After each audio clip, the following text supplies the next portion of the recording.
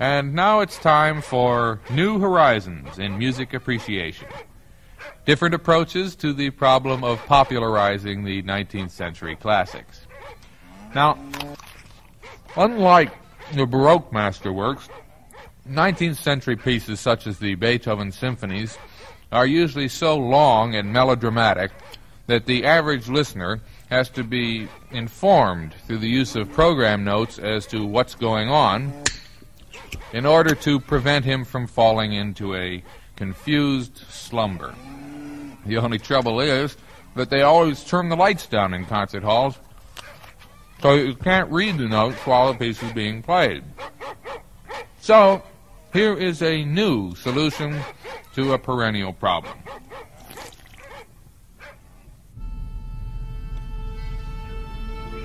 Good evening, music fans. Here we are at Philharmonic Hall in New York Mills, Minnesota. It's a beautiful night for a concert. There's not a cloud in the ceiling. And there's quite a crowd out here. About how many do you think there are, Bob? Oh, I don't know, Pete. Well, neither do I, but it's quite a crowd. And I think they're looking forward to hearing the New York Mills Philharmonic playing against the Danish conductor Heilige Dankgesang. And here he comes now, ascending the podium, and the players are all lined up and ready to begin the first inning of Beethoven's Symphony No. 5 in C minor. And they're off with a four-note theme. This is very exciting. The beginning of a symphony is always very exciting, folks. I don't know whether it's slow or fast yet because it keeps stopping. It doesn't seem to be able to get off the ground yet. And it looks like, yes, it looks like we're coming up to a cadence here, folks.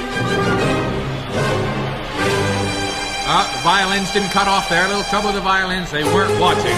And there's that four-note theme again, folks. And another stop. Just can't seem to get this piece off the ground. Now it seems to be rolling a little bit. Seems to be building up. Tell me, Bob, do you think you'd call that four-note idea a theme or a motif? Well, Pete, the technical term would be motif, which he uses to build a theme. I see. Thanks for setting me straight about that, Bob. Well, we're heading into the second theme section here, and we can expect a little modulation down there. Wow, did you hear that, Bob? Somebody down there in the horn section really flubbed that note. That was one of the worst fumbles I think I've ever witnessed in all my days. I think it was number 1, wasn't it, Bob? Yes, it was, Pete. That was Bobby Corno in the first chair, and that's the third major flub he's made this season, giving him a solo average for the season of approximately .24755, which is pretty darn low for a first chair man. You think there's some chance he might be sold to another orchestra? Well, it's hard to say, Pete. Corno's very good in the long solos, things like the Rachmaninoff Piano Concerto. So I think if he pulls himself together a bit, they'll probably keep him around, although I suppose he might... Well, I think it's development time down there now, Bob. Let's see what's going to happen. The horns are starting it off. They seem to be in pretty good shape now, and I get the feeling that we're probably going to be hearing a lot of that four-note motif, don't you, Bob? Yes, I do, Pete. So do I, Bob. Well, they obviously are stuck with that four-note motif, and they're going to be fooling around with it for quite a while. You notice it's pretty hot in here, Bob? Yes, I do, Pete. Yeah, I think the air conditioning is gone off, which is one of the things... Wait a minute, there's something going on down there on the stage, folks. There's something happening down there. It's really building up tension. The crowd is getting very excited. The brasses have come in, and the timpani, and everybody, and it's extremely exciting. I think we're building up to a fugue. No, the basses are not picking up the theme, folks. It is not a fugue. The violins tried to make it one, but the basses are not following up. No, instead of a fugue, folks, he seems to be taking the theme and breaking it up into little pieces. Just 2 notes left of that theme now, being thrown around from player to player. And it's getting softer and softer down there, folks. I think they're losing steam. They seem to be running out of steam, and it's just getting a little bit lethargic down there, if you want to know the truth. It's gotten down to 1 note now, and things are... Wait a minute! The brasses have come in and tried to pep things up. A welcome relief. But I'm afraid to no avail. Things are still pretty soporific. Wait a minute. Here they come again. They're really determined. It sounds very familiar. And I think we've reached the recap, Bob, don't you? There's no doubt about it, Pete. Your average Beethoven symphony usually has a recap right after the second quarter, and this one is falling right into line. Well, let's see if those violins can cut off with the rest of the orchestra and the cadence is coming up. Wait a minute. This time it's the oboe holding the note too long. Wait, he's playing a cadenza. He must be out of his mind. He thinks it's an oboe concerto. The conductor's standing down there. He doesn't know what to do. Have you ever heard anything like that, Bob? I certainly haven't, Pete. I think it was a disgraceful display of lack of teamsmanship. And I wouldn't be at all surprised if Highwood's name wasn't on the roster next season, although I must say that the fans really seem to go for these outbursts of temperament. Well, I always say, Bob, professional music teams wouldn't exist without the spectators. Anyway, we're into the home stretch here with the second theme coming up, and we should be in C minor right up to the double bar. Wait a minute. That's really something, Bob. The piece is billed as being in C minor, and yet it looks like it's going to end in C major. It's really something, Pete. Well, I think it's something that the Composers Commission ought to look into, and I suspect that they will as soon as this gets out. But it looks like it's going to be an ending anyway. Things are building up a little there. The violins have really gotten a hold of things. They're really beginning to roll. And now he's adding all the woodwinds there. He's thrown in all his brass and the timpani, and it's tutti all the way, folks. He's got a great piece on his hands here, and he looks like he's really coming into the home stretch.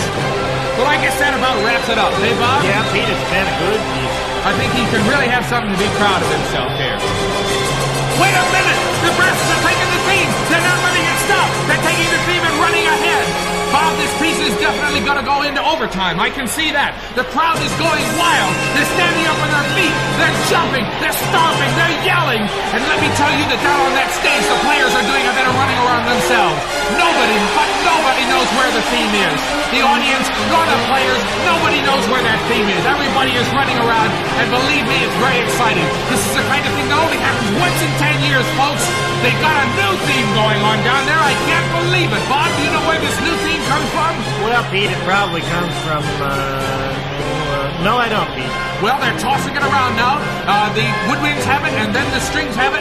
Nobody seems to be able to keep his hands on that theme. It's getting tossed around from player to player, from section to section. And believe me, folks, the audience is just as confused as the players is about who is going to have that theme finally. Wait a minute, the strings have got a hold of it. The strings have got a hold of that theme, and they are not going to let go. What's this? I can't believe my ears. It sounds as if it's another recap. It sounds as if he's going right back to the beginning. If this is true, it's the first time it's happened in 10 years of concert casting. Wait a minute.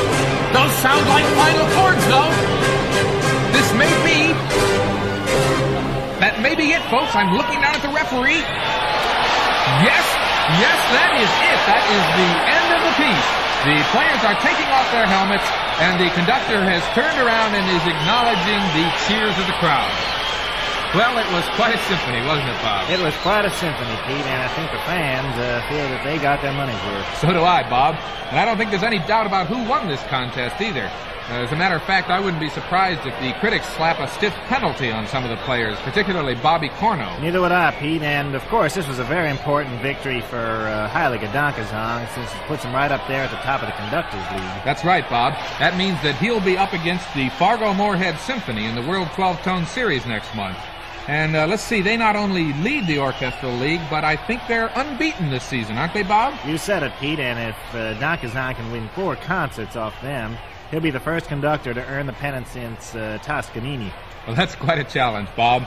Now I think I'd better be heading down to the locker rooms to have a chat with Dankgesang himself. Well, Pete, I think he was supposed to be doing a baton commercial after the concert, but why didn't you give it a try? I'll do that, Bob. So for now, this is Pete Schickley and Bob Dennis signing off for the wonderful wide world of notes.